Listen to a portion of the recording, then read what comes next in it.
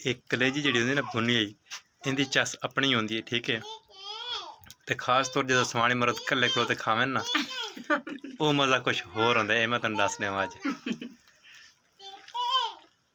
अस्सलाम वालेकुम प्यारे व्यूअर्स, क्या हाल चाल है? उम्मीद करें ना कि तुस हो सो खैर वाफियत नाल ते शुक्र ते अलहमदुलिल्लाह मैं भी ठीक हाँ ते मेरे बाल बच्चे भी ठीक ठाक हैं।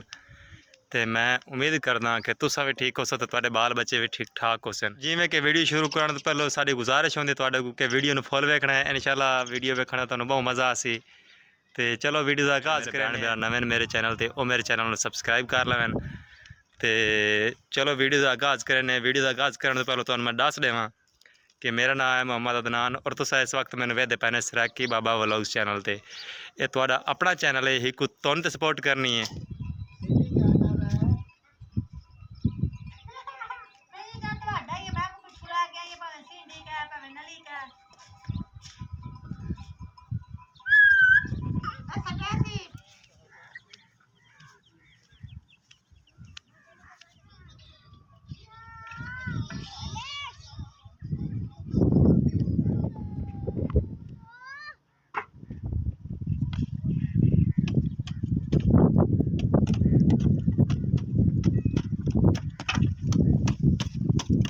तो शाम का टाइम है तो माशाल्लाह अज साढ़े इलाके हवा हल्की हल्की गुली है। बड़ा प्यारा मौसम है, मौसम बिल्कुल क्लीयर है, साफ सुथरा तो सोहना मौसम है।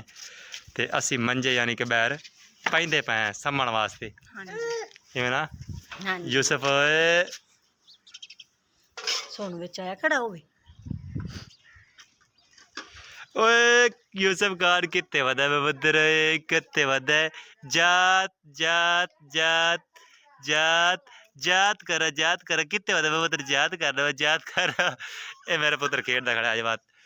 तो विखाओ सही बेगम साहबा सालन वज केड़ा पक्का पिया सही माड़े बंदे हैं ते लेकिन के कर सकते हैं। शुक्र तो अलहमदुलिल्लाह। लेकिन वाती असा ना आलू ते गोश्त मिक्स पकाया से भाई, यानी कि कला गोश्त नहीं, क्योंकि बंदे फैमिली के हिसाब नाल ही सालन पकाना चाहिए ना।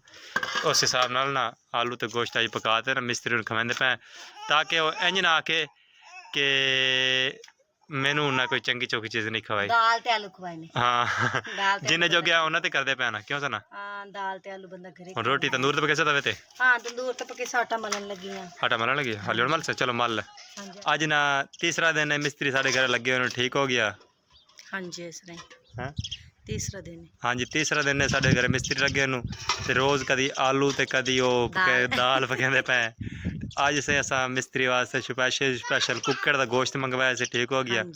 वो पकदा पिया है तो निमाशा का टाइम ही होंदा पिया। गर्मी के हिसाब नाल यानी कि मंजा है के बहर पिए बाकी सारे मंजे बहर पवन लग गए साढ़े। वेखो ये मंजे पैर सारे बहर यानी कि बाहर सामने होने ना गर्मी पौंदी है ना रात दी तो बहर ही सामने खुली हवा भी लाइट तो एक खुली हवा ही सामने होने। तो अज काशू मेरी बड़ी हेल्प की है। तो चलो काशू का इंटरव्यू लवीए थोड़ा जिहा। अस्सलाम वालेकुम गाइस, क्या हाल चाल है? ते हाँ मुहर्रम दा चांद ता रेसिपी है सारे मारम नहीं मार रमजान है सारे भरावां नु मुबारक होवे। ते मैं बोल वैना असल ते ताई करूँ बंदा बोल अजे बोल जांदा शक्ल ते नहीं जावना। शक्ल नहीं जावड़ा वाकई शक्ल ते नहीं जावड़ा। हाँ साहब कहने नाल लड़ते खड़े ने राविया नाला क्या हो गया? राविया कहने तेरे नाल मैं चिट्टी हां भरजाई। हाँ पर हत्थ ते हाथ धोवन वाले ने ओए पंड धो के ते काल लगी पई तोन कहंडे हाथ मुंह धो के आ। हाथ तेरे भी मिट्टी लगी हुई काम कर मैं सारे। ते हुण बस वेली जा भाजी पका के ते आई हां। हुण आटा मलन दा कोशिश करनी पानी लावन चली हां। चलो मलो तुसी मलो। अंदर आवो जरा गल सुनियो। हाँ जी स्पेशल गल है कोई मैं कैमरा ला के आसा और आओ ना और सामने आओ ना। कलेजी गाइस ये इतना मेरे नाल प्यार करेंदी कि मेरे वास्ते अलहदा कलेजी काट के रखी सी खाऊं रले रले। हां मैं कलेजी गाइस ये हुण असां अंदर लोकते ना रोज़ा कोई नहीं सानू लेकिन हो सकता तुहानू किसी ने रोज़ा होवे लेकिन उस चीज़ से माजरत चाहने हैं ठीक हो गया। लेकिन ये व्लॉग मैं अपलोड करसा शाम टाइम जो तो रोज़े खुल जाते ठीक हो गया। तो लेकिन साढ़े इखलाक है लेकिन ये मेरे वास्ते कलेजी रखी सी क्योंकि मैं सारे डेढ़ काम करते रहना सा तो असी रोज़े नहीं रख सकते माजरत है इस चीज़ की। मैं दे आस्ते कलेजी काट के दी मैं क्या कलेजी खा ली सी ते वैसे उन्हें भी खा ला मेरा भी रुकी थी बड़ी करारी हुए है ना मगर ਆਲੂਆਂ ਦੇ ਵਿੱਚੋਂ ਕਲੇਜੀ ਕੱਢ ਲਈ ਉਹਨਾਂ ਨੇ ਰੋਜ਼ਾ ਰੱਖਾ ਹੋਏਗਾ। हाँ जी कट से ठीक है। हाँ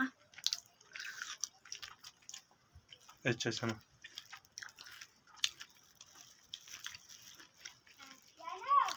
एक कलेजी जी होंगी ना भुनी आई इनकी चस अपनी होंगी है ठीक है। तो खास तौर जो सवानी मरद कल्ले खड़ोते खावे ना वो मज़ा कुछ होर होंदा है। मैं तुहानू दस देवां अज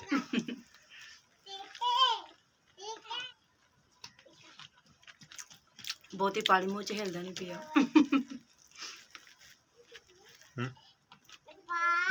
गल है